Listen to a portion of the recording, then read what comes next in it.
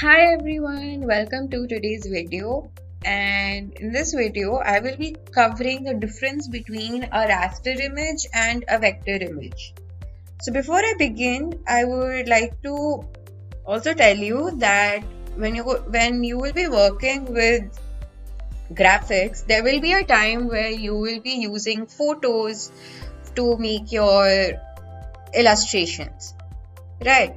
So sometimes what happens is that when you enlarge a particular photo, it gets pixelated and looks something like this over here, right?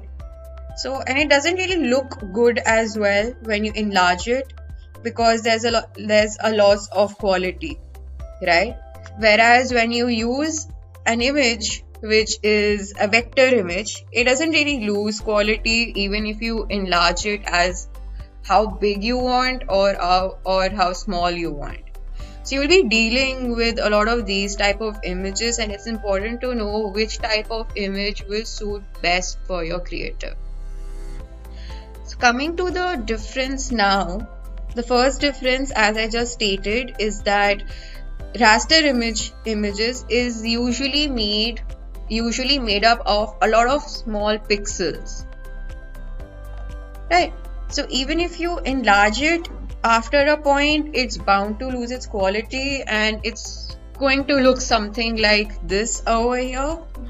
So the more you enlarge it, the more quality it loses, right? Whereas vector, it's actually composed of paths and it's usually made in Adobe Illustrator, or that image is made in Photoshop as well.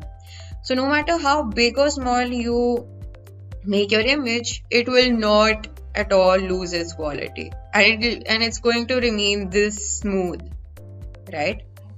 So now the second difference between raster and vector is that raster images, they tend to occupy more space depending how big the image size is. The bigger the image size, the more space is going to take, and it's going to take more time to load in your document. Whereas vector images, they load much more faster and they occupy lesser space irrespective of where you save it, right? Raster images cost a lot less.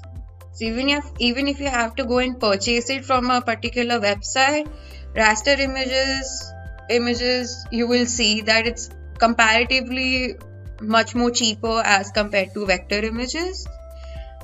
And the most common file extension of a raster image, you will see it's always saved in a JPEG format.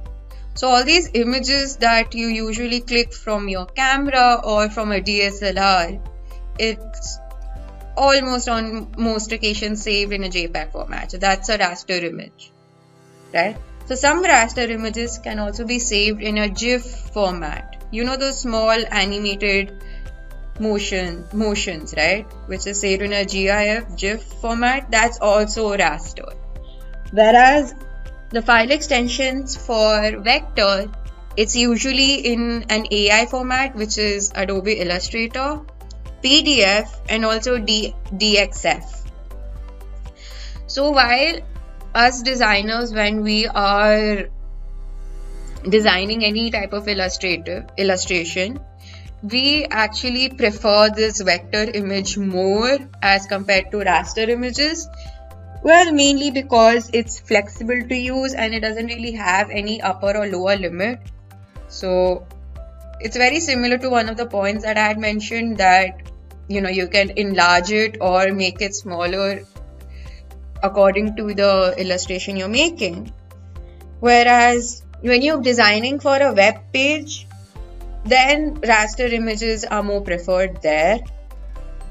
So it can be used for printing purposes as well. So if you want to get anything printed, then it's preferred that you get a raster image printed.